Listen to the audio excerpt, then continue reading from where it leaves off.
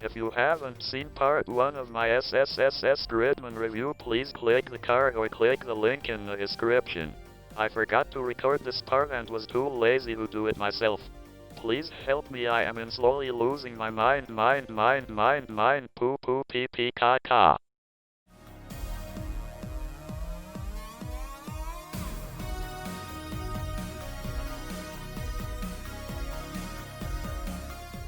Yes, Akane Shinjo is a god. She destroys those she dislikes and rebuilds it to her liking. The kaiju that stand lifeless in the city act like janitors, cleaning and resetting the city in everyone's memories. Kaiju Girl also says that the city is basically Akane's heart, and over the gradual reshaping, it's become like a kaiju itself. And that her heart is being manipulated by someone who came from the outside. After the crazy enlightening train ride, they part ways. Yuta asks why she helped him. It was my way of saying thanks. My predecessor actually owes a lot to you. Again, some very deep Gridman lore. Yuta makes his way back home and is spotted by none other than Anty. Oh, by the way, at the beginning of the episode, Akane asked Anty to find Yuta and kill him since he's Gridman. Forgot about that. Whoopsie! Unfortunately for Yuta, Anty seems to keep his superhuman agileness and strength in his human form. Fortunately, though, Max and Caliber are nearby and intervene. When Anty yells about killing Gridman, they tell him he's not Gridman, he's a human. Look, see, human. And if he did kill Yuta, he would never be able to defeat Gridman. Anty retreats in confusion and anger, always in anger, and Yuta returns to the shop with all of his friends waiting. But back at Akane's... Looks like I was right to be worried about Akane.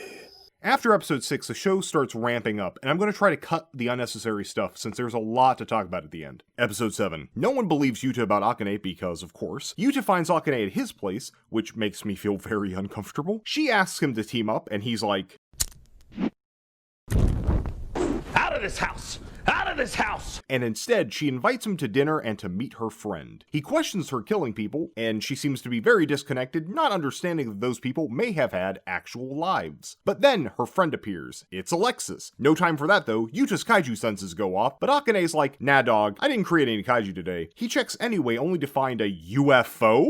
One access flash later, and Gridman blasts the shit out of it, only to get the shit blasted out of him, which means vehicle time, and only one left to go. Whenever you feel like it!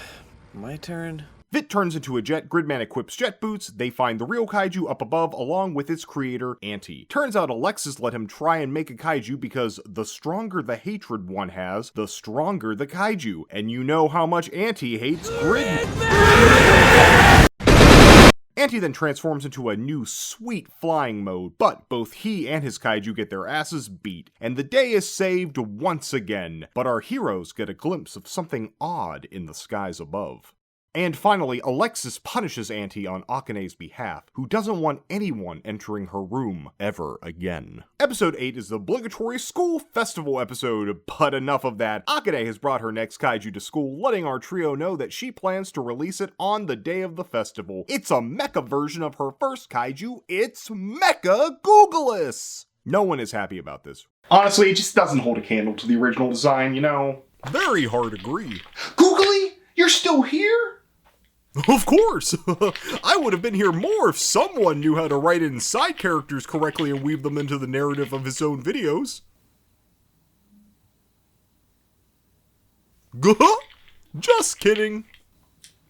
But seriously, you should really stop Rika doesn't want to fight her friend. Yuta and Utsume try and talk Akane out of it, but she ignores them, and eventually Rika confronts her on the bus. But Akane is once again disconnected from her actions, saying her kaiju killed those people, not her. Then she follows up and says, why don't you just kill me? That would settle everything, but Rika says it wouldn't. Akane then praises her, telling her of course she wouldn't. She couldn't. She loves Akane. That's the way her kaiju made her. Anyway, festival time, but our heroes have a two-step plan. Step 1, Gridman appears before the kaiju and scares everyone away from the school, which makes Akane mad, but she still releases the kaiju, though she notices Gridman is smaller than usual. Maybe it's cold outside. No, it's just step 2. They reduce Gridman's size, thus reducing the power and strain on Junk, thereby allowing the rest to transform and combine into full-powered Gridman!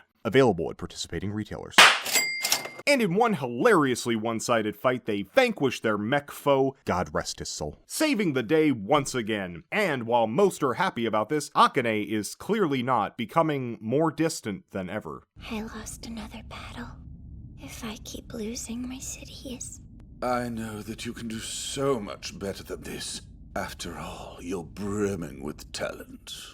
Episode 9, a weird kaiju appears along with a very familiar scene of a red-haired boy waking up in a girl's home with no knowledge of who she, or for that matter, he is. Also, the name of this episode is Dream, so you do the math. In the briefest summary possible, our three heroes are trapped in dreams caused by the kaiju and crafted by Akane, and unfortunately Gridman is stuck inside as well, meaning that the rest of our crew is cut off from their power, unable to do anything. Plus, the kaiju is unaffected by anything physical, so there's that. Eventually, with their own determination and a little help from Gridman, they each realize what's going on and try to break free. But I would like to mention one thing. Yuta, before leaving, talks to Akane and says this.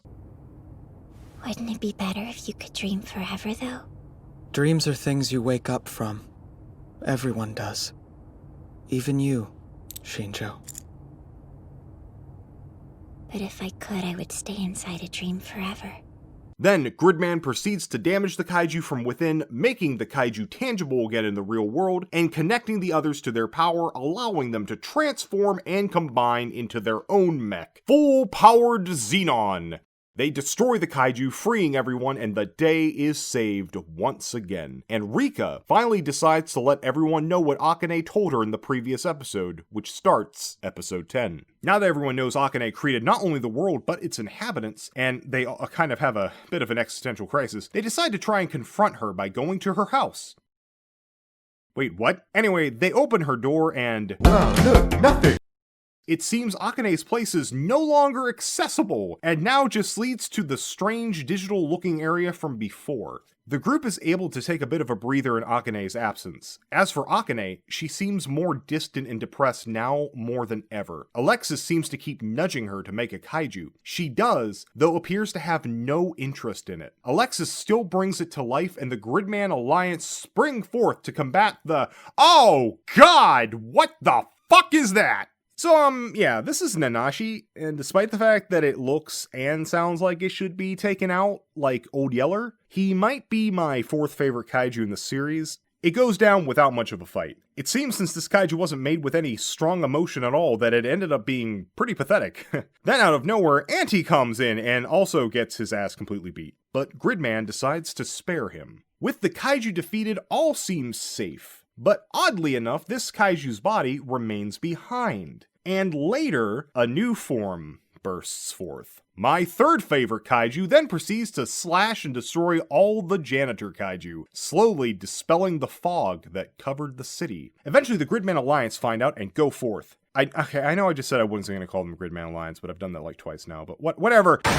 The Grid people go out, but not before Akane, who has been distraught and wandering the city, sees and hears them transform at the shop. Full-powered Gridman goes in again and this time gets its collective ass beat, like damn. Nanashi just techs the shit out of them. With Gridman down, the kaiju starts ripping off each vehicle until it's just Gridman, and proceeds to choke him. Holy shit, he's hardcore. But to the surprise of, I think, everyone, Anty steps in. Unfortunately, even his efforts prove to be in vain, as Nanashi makes quick work of him, leaving him heavily damaged. I've left some tidbits out here and there trying to streamline this review, so let's get into some of that about Anty. Anty has been a villain since he first showed up, but slowly as the show has progressed, he's progressed into his own character. He's had interactions with Rika, most of the assists, and definitely a lot with Caliber. People showing him kindness, trying to teach him things, and asking what he really wants. What if he does defeat Gridman? What would he do after that? As Akane wandered the city, she straight up tells Anty he's not really a kaiju anymore. He's basically a living being, which Gridman explains earlier that kaiju are not true living beings. Akane tells him that he can sense others' feelings now, and that real kaiju just ruin everyone's lives. And in a totally over-the-top shonen-ass sequence, Anty fully copies Gridman, becoming...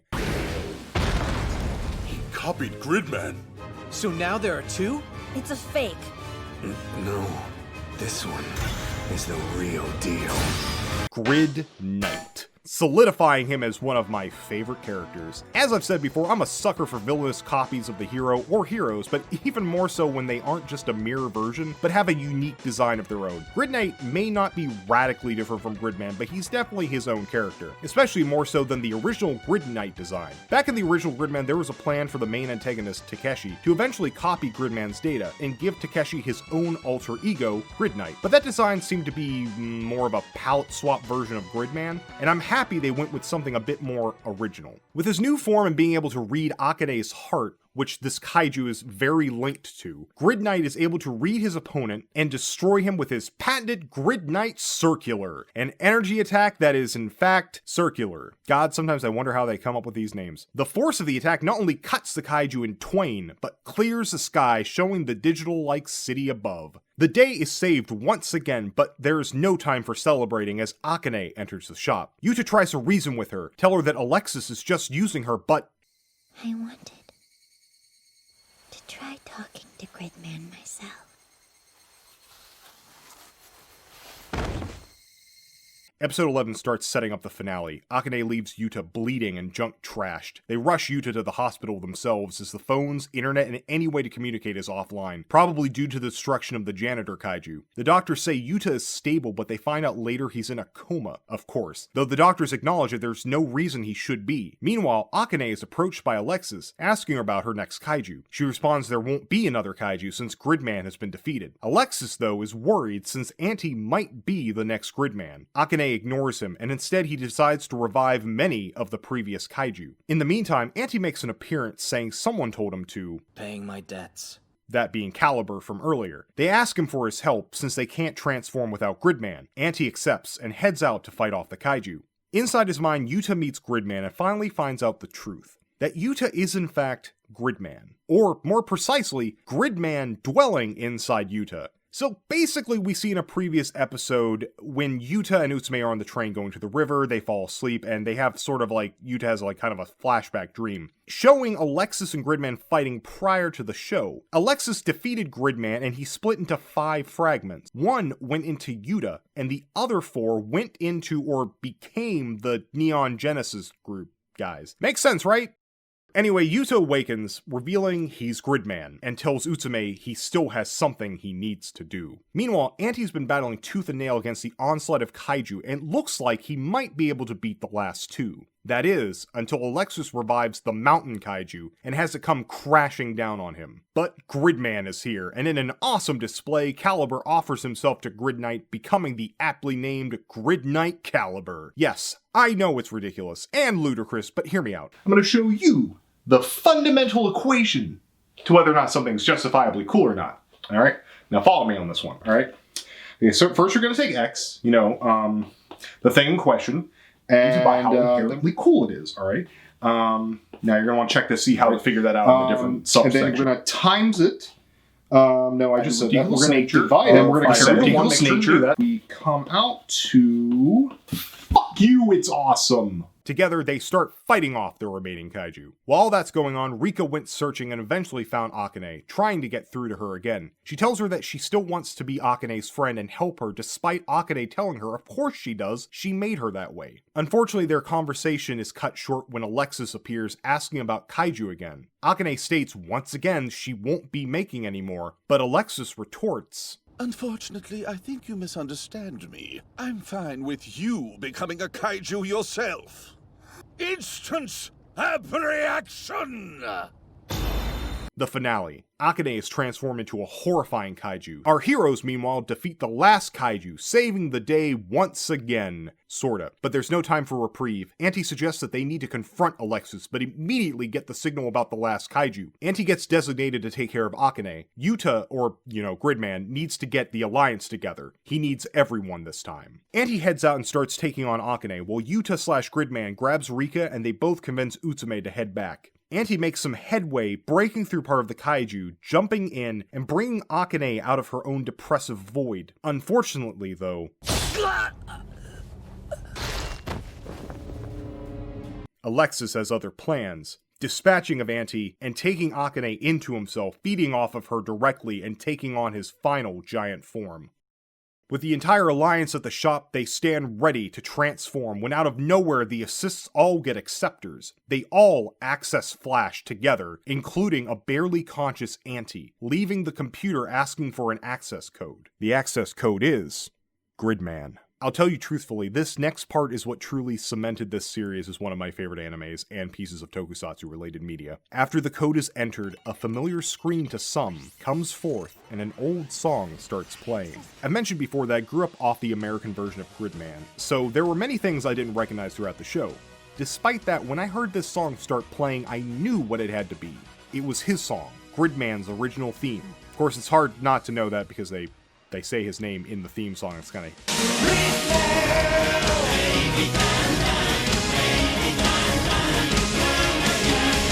Which, by the way, this song slaps, like, really hard, like, so hard that I had it set as my alarm for probably, like, half a year, or to the point that my wife threatened to divorce if she heard it one more time, but, But what I did recognize was Gridman's original form, his true form, that he finally takes on as he becomes whole. I literally screamed when I first watched this, okay? It's so cool to see him again in his old glory, and drawn with such love. He stares down Alexis, theme playing in the background as the villain boasts that he will defeat Gridman and search for the next Akane, but Gridman ain't having that. Throughout the show, we've seen some good animation sequences, but you can definitely see where they cut a little, like most anime. But this last battle is where they blow the fucking budget. The back and forth with Alexis and Gridman is just wonderful, and that theme playing gets you so pumped. Ugh! Stop! My penis can only get so erect. With one last attack, Gridman finishes off Alexis. But surprise, surprise, he's an anime villain, which means it's not over. Of course he comes back, obviously having some sort of regeneration ability. What the heck? He's immortal? What? No! Utsume, why would that be your first conclusion? Immortal? Have you never seen an anime? God, what a dumbass. What? My life is endless and infinite. What? What the fuck? Yeah, so Alexis is immortal, which kind of sucks for Gridman, as he's not immortal. And Alexis keeps coming back and dishing out blow after blow to Gridman. And of course, he delivers his monologue. You see, while he has been using Akane, she sought him out. So in return, he gave her kaiju, ones that could create her own perfect world and ones to destroy it over and over again. Apparently, despite her creating everything, there were people she couldn't control, so she would destroy them, making her city more and more to her liking. Alexis, in his immortality, has become quite empty inside. So, being such a nice guy, he would allow her to do all of this in an endless cycle and feed off of her strong emotions. Cool. Actually, I kind of like it. It's such a selfish reason, honestly, for all of this, as opposed to just like, I want to conquer the world or just destroy it or whatever. With a final blow, Alexis starts to leave and seek out the next unfortunate Akane, when Gridman remembers his other power. So quick aside, this probably comes off as kind of cheap to spring this at the last minute, but it's not really if you know Gridman. After defeating the kaiju time and time again, he would always fix whatever system or device the kaiju corrupted. And that's what he does now. His...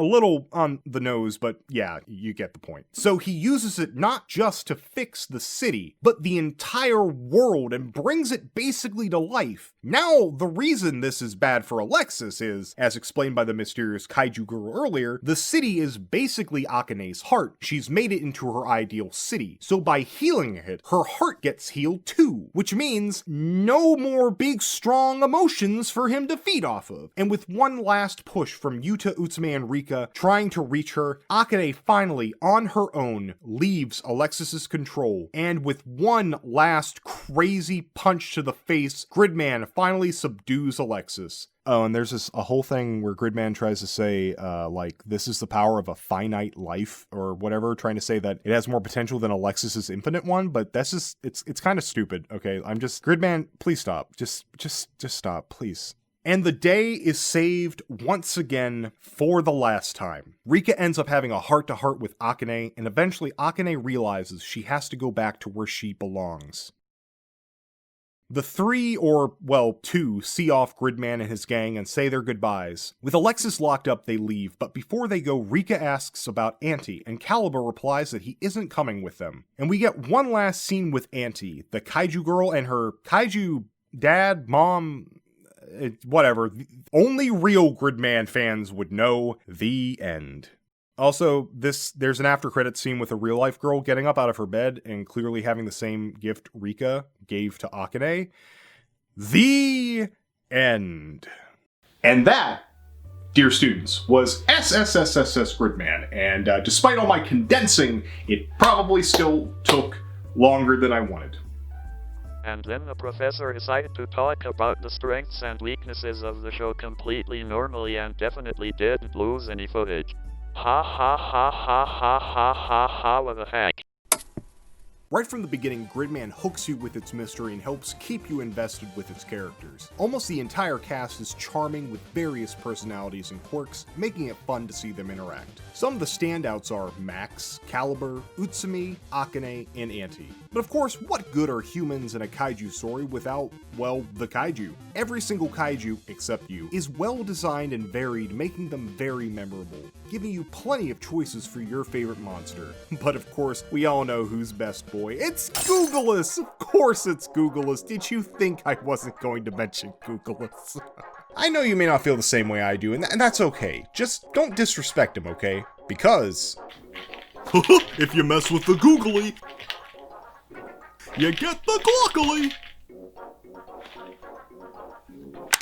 Give me your money. This is a robbery. Aside from their designs, what really elevates these kaiju, and the show in general, is the way they and everything else is portrayed, like an old-fashioned tokusatsu. The way the kaiju move and look, the way certain shots are composed, some of the quote-unquote special effects, all done to make it feel like a genuine live-action show. Though it may look traditional, it definitely sounds more modern. Composed by Shiro Sagisu, whose work includes Shin Godzilla, Evangelion, and a plethora of other anime, the soundtrack helps amp up the entire show. Just about every track knocks it out of the park, and here are a couple quick snippets of what I consider some of the best tracks on the entire album.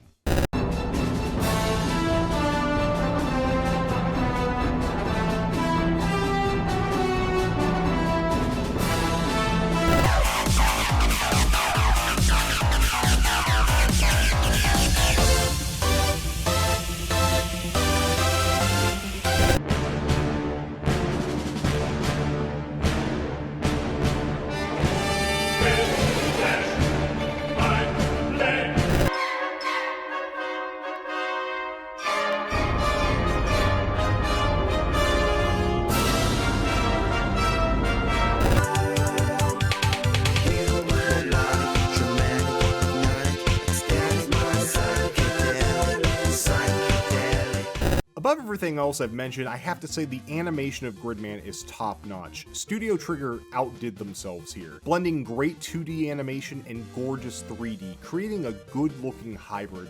One I wish another franchise had done. Well, I think that about covers that, so let's get into the weaknesses. I did say most of the cast is charming, but unfortunately I think Rika and Yuta fall a bit flat. While Rika does come off as a high schooler for the most part, I feel like she's lacking some personality, which can be really said for Yuta, but you could argue that it's because Gridman's in there, and let me tell you, Gridman's got some sweet moves, but not much personality. I've also heard the complaint that the show is a bit slow, and I can see where people are coming from. It doesn't really get moving till halfway through, but I also think this could be to give you the Toku treatment, experiencing the heroes fighting a new monster every episode. And while the show is loads of fun, it doesn't do anything groundbreaking, hitting a lot of familiar beats from the original show, plus the twist can kind of be seen a mile away. Also, I think there's a bit too much fan service. I don't know if it's because I'm older or not, but I just wish there was a little less. Okay, I'm not gonna lie, that's all I have. Call me biased, but I don't think the show has many flaws, so let's wrap this up. I'm not sure if I've made it clear, but I love SSSS Gridman. In just 12 episodes, it tells a solid story that's both new and stays true to the spirit of the original series. It's a love letter to Gridman and to the Tokusatsu genre as a whole, and it's become one of my favorite animes of all time. Of course, that could be a bit of nostalgia talking. Speaking of nostalgia, there's a lot of Easter eggs and references hidden throughout the show, from the original series to the American adaptation, and even some mecha thrown in for good measure. So let's do a quick rundown, shall we? Also, this is not a comprehensive list, I'll probably miss a few things, and if you have a problem with that, you can shove it up your ass! Besides referring to Samurai Cyber Squad, the 4 S's have their own in-universe meaning, shown in the final episode, Special Signature to Save a Soul. The Neon Genesis guys' individual names are references to the American names for their vehicle counterparts. The entire show is littered with Ultraman references, especially the figures Akane owns and dialogue from Utsume. The last mysterious kaiju at the end of the final episode is called Anocilis, a friendly kaiju that Gridman saved in the original show, who guarded a music spirit, and the kaiju girl is in fact Anocilis II, the descendant of that kaiju. The special dog was also from the original show, and I've been told it's a real thing in Japan. There are references to Studio Trigger's earlier anime, from character designs to lines of dialogue. Many scenes and shots are references or homages to earlier mecha anime. Speaking of mecha, the entirety of the cast are loosely based off of or have references incorporated into them from a specific Transformers comic series called Shattered Glass, where the Decepticons are good and the Autobots are evil. Even Anty's eye color change in the final scene is a reference to Wheelie from Michael Bay's Transformers Revenge of the Fallen. Pee pee poo poo caw caw. The final episode of Samurai Cyber Squad involved the main characters taking a trip to the river, just like in episode 5 of the anime. It's all based off of Marxist philosophy!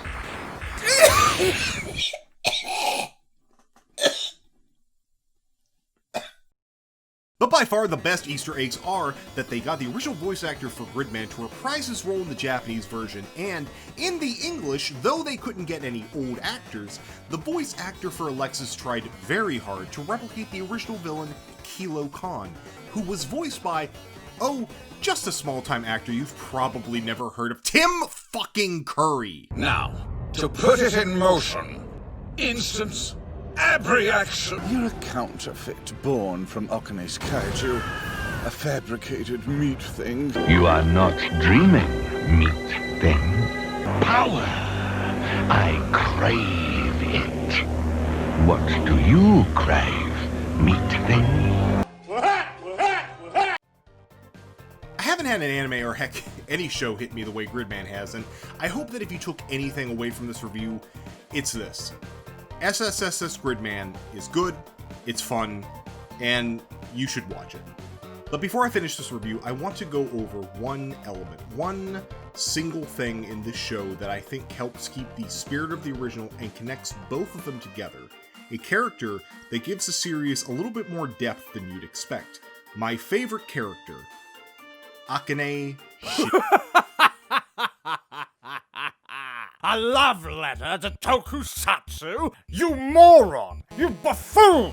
You meat thing! I believe it's time to finally teach you a thing or two, Professor. Instant abreaction!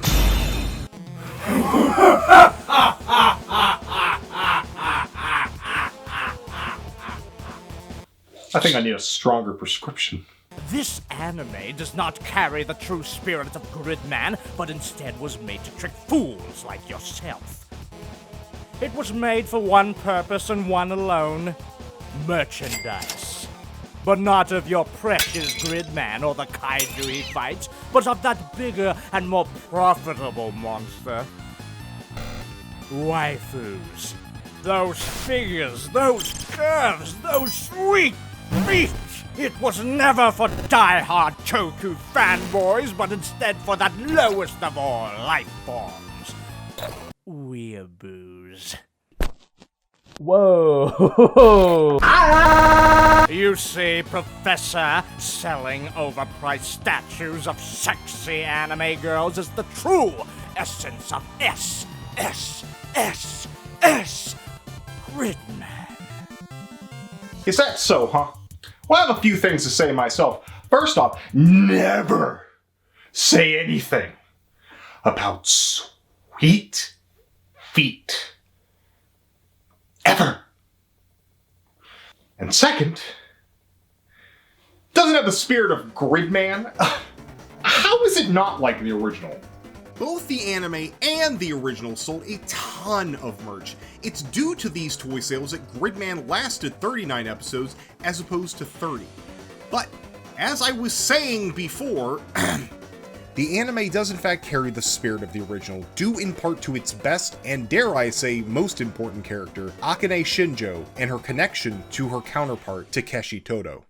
Akane Shinjo on the surface seems to be a very normal girl, but underneath that she's very different and shares a lot in common with Takeshi. They're social outcasts, they have odd hobbies, shut themselves off from the world, quick to anger and often quick to violence, and completely disconnected from their actions that they carry out through their kaiju. In essence, Akane is basically an anime adaptation of Takeshi, except more refined and just plain better. Takeshi was pretty one-dimensional. They tried giving him more depth here and there, but it was lost in a sea of essentially filler episodes. In addition, they didn't do a good job of conveying Takeshi as a redeemable character, unlike Akane. They made her story more interesting or relatable. But what is the story, you might ask? Well, this is a lot of speculation, so don't take this as pure fact.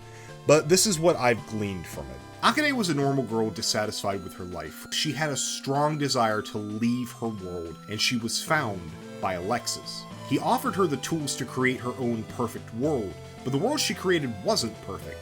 Either maliciously through Alexis, or maybe Akane's own inability to, the world Akane made was rough and unrefined.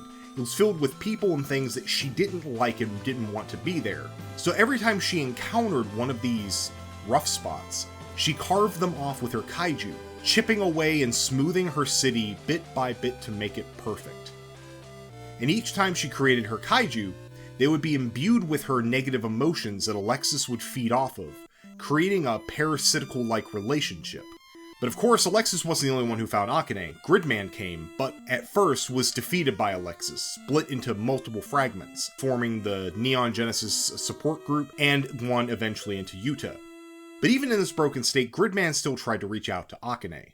Eventually, Gridman regained his true form, and with the help of Yuta, Rika, and Utsume, they were able to help Akane realize that she couldn't keep dreaming anymore, and she had to return to her world. Our world. That girl at the end, that real life girl we see at the end, that's Akane. I don't know if you got that. I'm not like making fun of you, but I mean like that was Akane at the very end of the show. She gets up out of her bed, that's her and her world, our world, the real world. This entire time we were in basically a cyber computer world, which is like where Gridman basically takes place in. And yeah, that's where they were the entire time, and Gridman's fixer beam basically created an entire new world. He created it very end of the anime, which is also probably could be a reason why Akane like didn't care about killing people, because to her they were just like basically like NPCs in a video game, you know, so she didn't really care. That's SS. There's other stuff that I'm not getting, you know, like Anyway, that's whatever. I think there was a message they were trying to hit people with, and I think it's like, it's okay to lose yourself once in a while, you know, in your own world. Maybe through, you know, technology, going on the internet, going to a forum, going to some website, going into a video game or something like that. But you can't hide from, you know, life forever. Eventually you have to face it, no matter how difficult it is. But it's okay, because there are people out there that you can connect with. And honestly, even through technology, and they can help you with your problems, help you face them together. You don't have to be alone. I think that's the message. Something like, you know, something connections through technology, something, friendship? I don't fucking know, guys. All I fucking know is kaiju. It's all I know. I'm very lonely. And that's my presentation on SSSS Gridman. Any questions? Are you telling me the big message is friendship? Yes, I am! You're a fucking moron. Yes, I am! But that's not the point. Don't you see, Alexis? It's all about using technology for good and connecting with people across the world.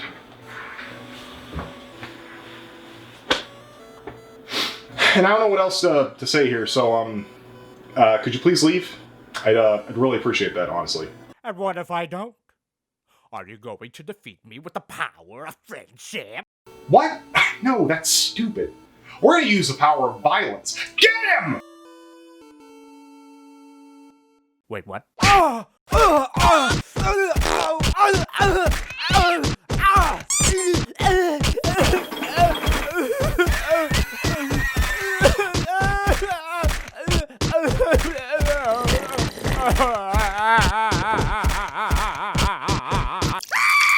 And the day is saved once again thanks to me and only me. Bye! Just wanted to give another big thanks to JobbytheHong for voicing Alexis Kirib. It was really fun working with you, man. I really love the way you did his voice. And, you know, here's hoping to work it in the future at some point. And another big thanks to my two friends, John Bourne and John Kirk, who helped me vanquish the delightfully evil Alexis at the end there. Thank you guys, I really, really freaking appreciated it. And you can find links to all those guys, well, except Kirk, he doesn't actually have anything. But to friend Bourne, to Jobby, to Lisa, who did the thumbnail, and to KweerKaiju and others who did the music down below, please go follow them. Please show them some love. And another big thanks to just everyone for waiting. I know this took much longer than I meant for, but I appreciate you waiting. Just a lot of stuff going on, as you know, out in the world, and you know, just some mental things myself. But you know what? We did it. I did it. You know. So here's hoping that it won't take this long to make the next video. And you know what? A good incentive would be to donate to my Patreon, which I do have, even $1, because you know what? If I knew people were legitimately paying me, I think that'd be some good motivation for me.